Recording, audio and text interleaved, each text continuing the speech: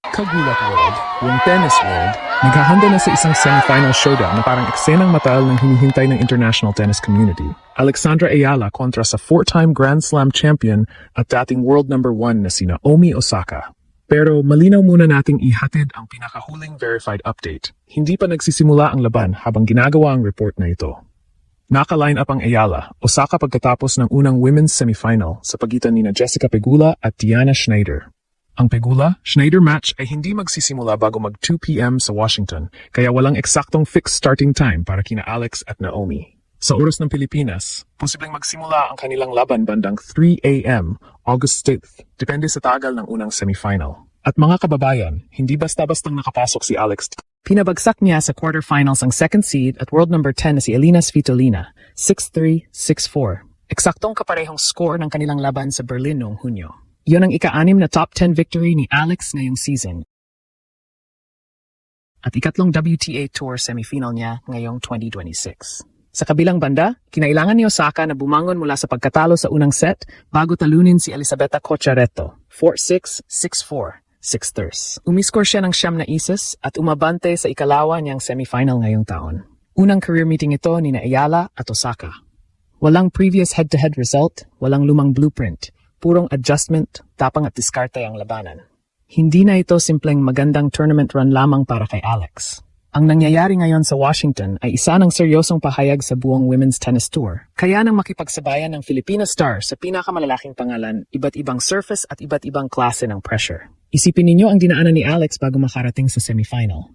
Sa opening round, kinailangan niyang bumangon laban kay Zheng Qinwen mula sa pagkatalo sa unang set para manalo. 4-6, 6-4, 6-1. Hindi ordinaryong kalaban si Zheng, Olympic gold medalist at isa sa pinakamalalakas na power players sa tour.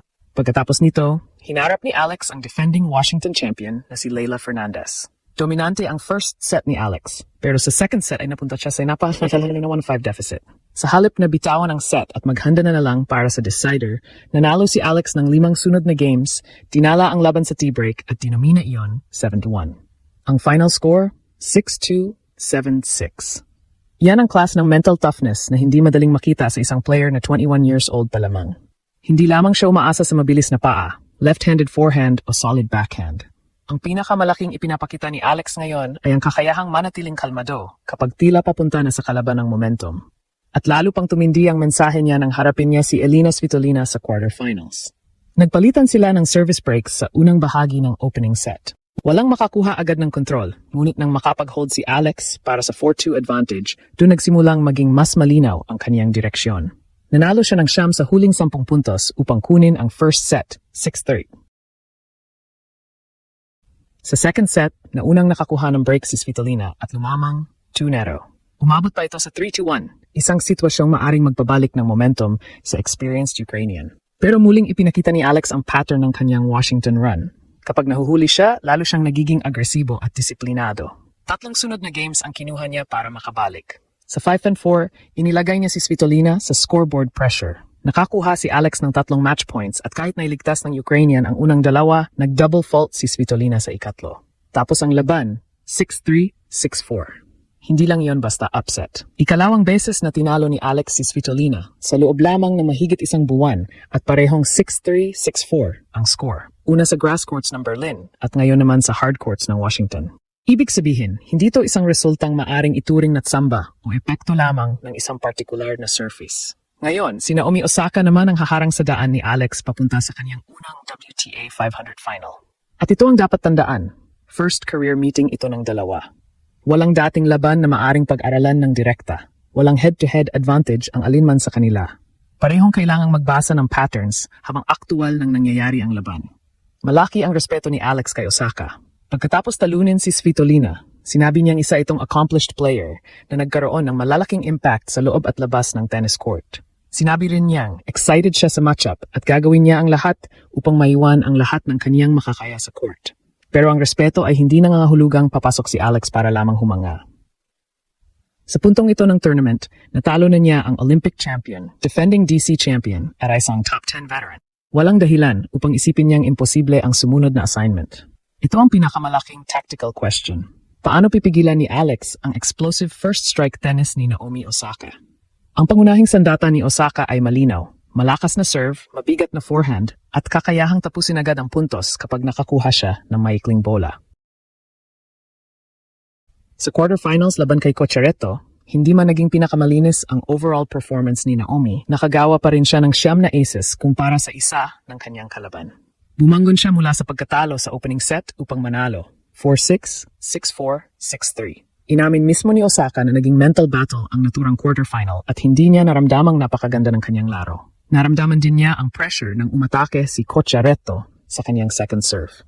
At doon maaring pumasok ang unang malaking oportunidad ni Alex. Kapag hindi pumapasok ang first serve ni Osaka, kailangang umatras ng kaunti si Alex upang basahin ang kick o placement. Pagkatapos ay umatatake sa second serve gamit ang kaniyang left-handed forehand. Hindi niya kailangang maghanap agad ng winner. Maari niyang gamitin ang aggressive return upang kunin ang gitna ng court at piliting tumama si Naomi habang umaatras. Ikalawa, kailangan ni Alex na baguhin bago ang taas at direksyon ng bola. Kapag puro flat at mabilis ang exchanges, mas magiging komportable si Osaka dahil iyon ang natural niyang power zone. Ngunit kapag gumamit si Alex ng mas mataas na spin papunta sa backhand, sinundan ng mabilis na pagbabago papunta sa forehand corner, mapipilitan si Naomi na gumawa ng mas maraming lateral movement. Hindi maaring maging passive si Alex, ngunit hindi rin dapat maging padalos-dalos. Ang ideal pattern ay controlled aggression, deep return, pressure sa unang ground stroke, saka lamang maghanap ng opening para sa winner. Mahalaga rin ang service placement ni Alex. Hindi sapat ang basta may pasok ang first serve dahil agresibo si Osaka sa return. Kailangang pagsalit-salitin ni Alex ang wide serve sa ad court, body serve at paminsan-minsang serve down the tee. Kapag naging predictable ang placement, pwedeng makapasok agad si Osaka sa baseline at kontrolin ang rally. At siyempre, malaking bahagi ng laban ang mental battle. Si Osaka ay 4-time Grand Slam champion at dating world number 1. Naranasan na niya ang finals, packed stadiums at pinakamalalaking pressure moments sa tennis.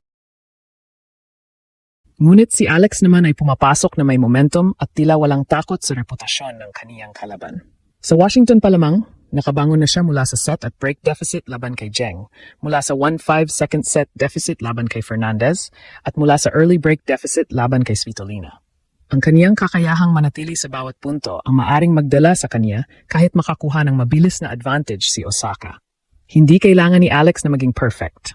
Kailangan lamang niyang manatiling malapit sa score, pahabayin ang service games ni Naomi at iparamdam na walang libreng puntos. Kapag umabot sa 4-4 o 5 ang isang set, maaring mapunta ang pressure sa mas malaking pangalan dahil si Osaka ang third seed at siyang inaasahang manalo.